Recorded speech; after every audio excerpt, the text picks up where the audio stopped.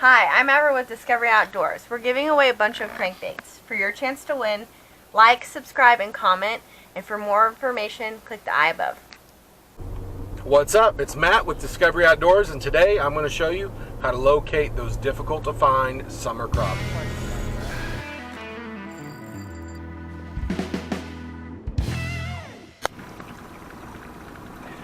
Alright, so step one to finding crappie when they're really hard to find, you have to understand kind of how crappie act. Alright, it's summertime, the water's hot, it looks like surface temperature is right around 90 degrees, so the thermocline is going to be down somewhere around 20 feet, it's usually between like 12 to 20 feet, somewhere in there. The only thing that's important to note about the thermocline is that's where the majority of fish are going to be. Reason, simply put, is it's got a high oxygen count, it's a more comfortable water temperature. The fish are a lot like humans in a lot of ways. One of the ways is they don't want to be too hot and too cold. In their case, not because it's uncomfortable, because it'll kill them.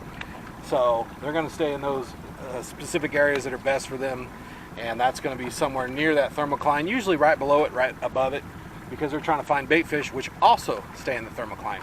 So because of that, what we know is we need our baits to stay between at very minimum 8 feet, at most, I don't know, 16, 18, 20 feet, depending on how deep they're running. Now that I have all my rods set up, here's my rod. I got my 12 footer here. I'll go ahead and show you what I got going on. I got I got a 10 footer there. My standard rods on the back here, these are 7 footers. One there, one there, one there. And another 10 footer there. So we're trolling 20 foot plus the width of my boat's 6 feet, so 26 feet wide, roughly. And then we're just spread around back there. So we have a 26 foot wide path that is just going through this area that has optimal depth so that I can hit the thermocline effectively. So I'm going to be trying to stay somewhere within 15 to 25 feet mainly. I might hit some structure, river channels, areas I know have bushes and trees, just to see if there's anything on the structure. But for the most part, I'm just trying to stay in that thermocline. So I'm going to go ahead and keep dragging these cranks.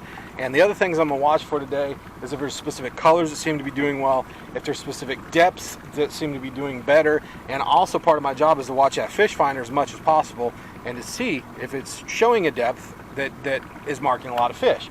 So for the most part, that's it. Other than that, I'm just looking for bait fish, because with any type of fishing, always need to do this anyways. With any type of fishing, find bait and you find fish. They got to stay near their food source for the most part. Shads stay in 10% of the lake. Guess where the fish are? 10% of the lake. 90% of fish are in 10% of the lake at all times. So you need to know where those places are going to be so you can keep optimal efficiency. You can catch most fish you're going to catch. So we got everything out, trolling our cranks. I expect to pull in at least a good 6 to 10 fish, I would think, tonight in the next hour and a half, 2 hours, since before it gets dark. We just got a couple hours, so got them out, see what we can catch. So all right, got our first one. You can see it on top of the water back here. It's definitely a crappie. Let's ski it in here real quick, as fast as we can here. We're in the same area I usually catch them, so it appears they're going to stay with normal, kind of what they normally do here.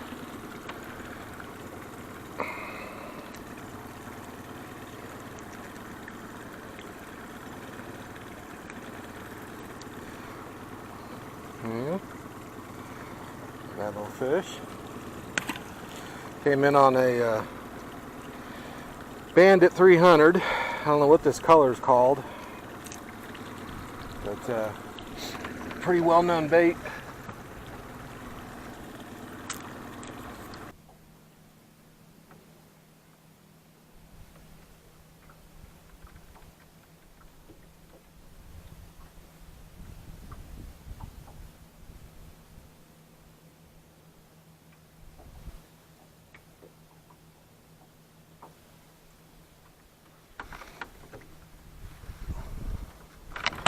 Whoa! That's not a crappie. I don't think. I mean, that laid that pole over. It's got to be a largemouth bass or something. Maybe a drum. Let's see what we got here. That's a crappie? Might be a crappie. Maybe it just got foul hooked.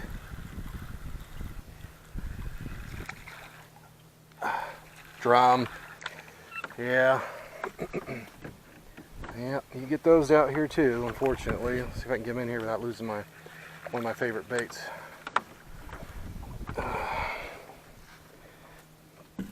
It's a good catfish bait here, by the way, guys. If you're ever trying to pick up some catfish bait, drum's not bad at all. Not what I'm going to use this guy for. I'm not catfishing right now. Or in the next few days at least. Come on now. Okay, I always recommend you use something to grab a hold of any fish you catch, just because you don't want to get yourself all messed up. So, well, wrong species. But, hey, it's still fun to catch a fish, I guess.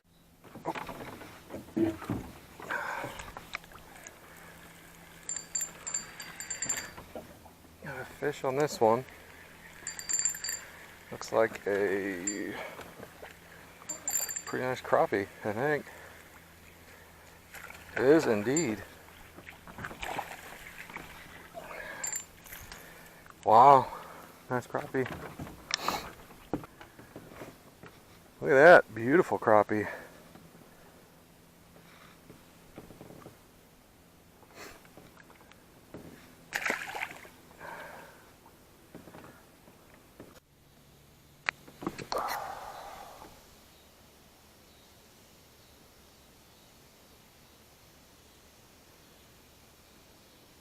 Well, that rod just laid over and came right back up. Whatever it was, I missed it. That's too bad.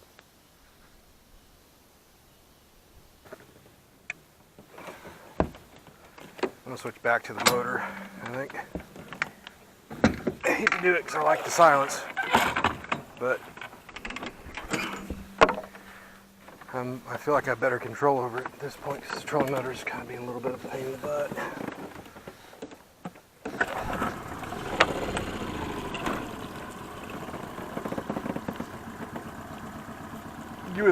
You would think that it would cause issues having this motor going, cost you some fish, but funny thing is, it's not true at all.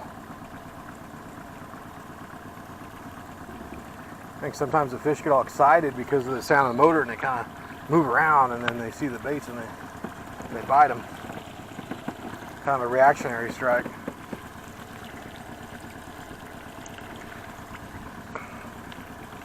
Okay. I'm going to get this a little deeper here because I'm going to run through this creek channel since it's been slow today. See if we can pick up any striper, wiper, or something, I don't know, whatever's in there. Sometimes they stay down the bottoms of the channels, so.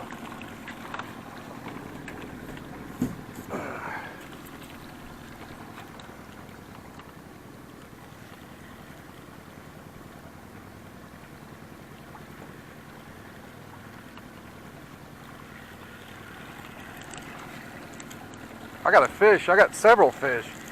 I just hit a school of crappie and caught several at the same time. There's one on that pole and there's one right here. They're out deeper than I thought they were going to be. I need to hurry up here. Here's one. Get him back in. I need to get turned around. They're way out here in the middle.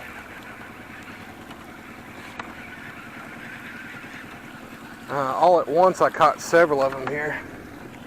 So we're going to get turned around and come back in and go for another round, see if we can get into a couple more of them.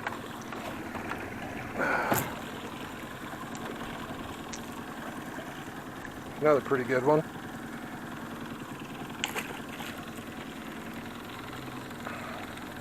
So much to my surprise, they are way out here in the deep. 20, 25 feet deep.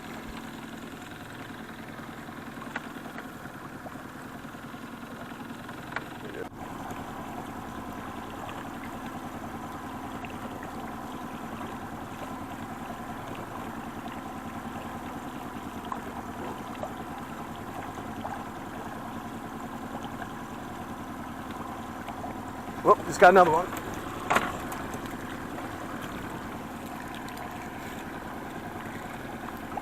So they're way out here in the deep tonight. Let's try to keep this one out of the other lines. He got off. Well, had one. He got off.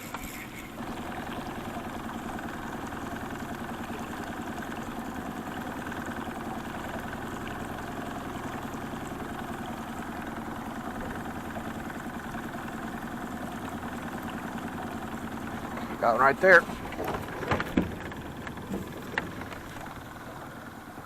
That feels much heftier than a crappie, maybe a largemouth or a walleye.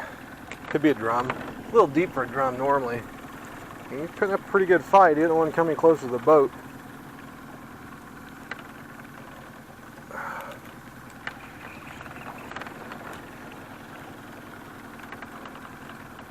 There he goes. He's on top now. Maybe it is a crappie. That's just a substantial crappie is what it is, I believe. Look at the mouth on that thing.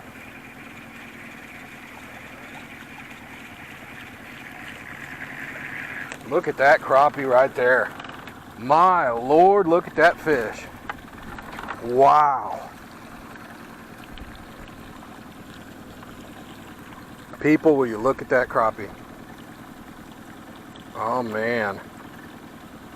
People, that's a beauty. That's a trophy fish right there. Let's get a length, and he ain't gonna weigh out too much, a little thin, but praise the Lord, what a fish. I mean, man, look at this fish. Come in on that, one of my favorite colors there. I might have a fish over here on the other side too at the same time.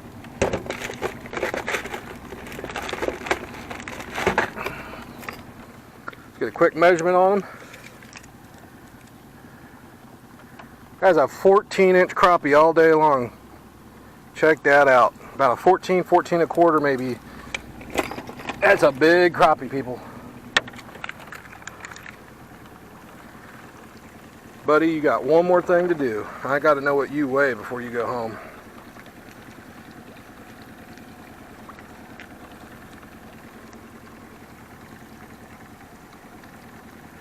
.23 pounds. He's over a pound. He's a pound and a quarter. That's a beautiful fish right there, guys. That is a trophy. And how great is it to catch fish like that at the end of the day? Wow. That's awesome. Beautiful, incredible fish right there. Oh, wow.